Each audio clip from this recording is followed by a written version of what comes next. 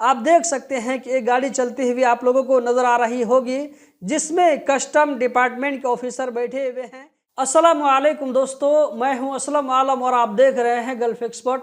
दोस्तों, घर से कतर जाते वक्त खैनी का 2-4 छोटा पैकेट ले लिया जाए तो इससे ज्यादा जो है दिक्कत प्रॉब्लम नहीं होता है। बहुत सारे लोग इसको जो है छुप छुपा करके लेकर चले भी जाते हैं, लेकिन यहाँ पर मैं सजेस्ट करना चाहूंगा कि आप इस सामान को भी कतर लेकर के न जाएं, ताकि आपको कहीं पर रास्ते में दिक्कत और प्रॉब्लम न हो। यहाँ पर मैं आप लोगों के साथ में एक वीडियो शेयर करने वाला हूँ, जहाँ पर आप देखेंगे कि अगर खैनी की एक बड़ी क्वांटिटी कतर लाया जाए, उसको छुपा करके रखा जाए तो उसके साथ में क्या होता है, यहाँ पर मैं वीडियो प्ले कर रहा हूँ। आप देख सकते हैं कि एक गाड़ी चलती हुई आप लोगों को नजर आ रही होगी, जिसमें कस्टम डिपार्टमेंट के ऑफिसर बैठे हुए हैं।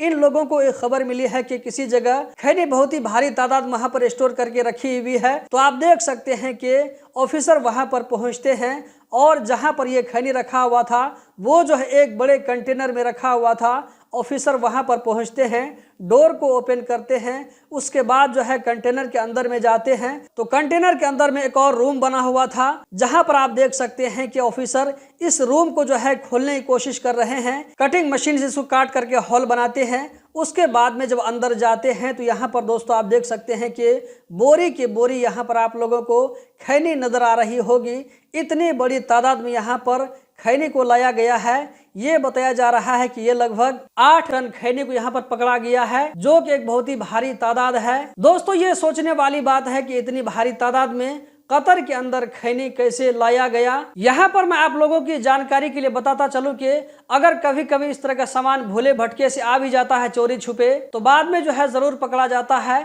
ऐसा नहीं है कि सक्सेसफुल होकर के ये सारे लोगों को बेच दिया जाए। ये कोशिश बहुत ही कम कामयाब हो पाती है, अक्सर और बेशतर जो है पकड़ा जाता है। दोस्तों, इस वीडियो में इतना ही। हम जल्द ही मिलते हैं किसी नई वीडियो में। अगर ये वीडियो आप लोगों को पसंद आए तो वीडियो को लाइक करके आगे जरूर शेयर करें। वीडियो देखने का बहुत बहुत शुक्रिया।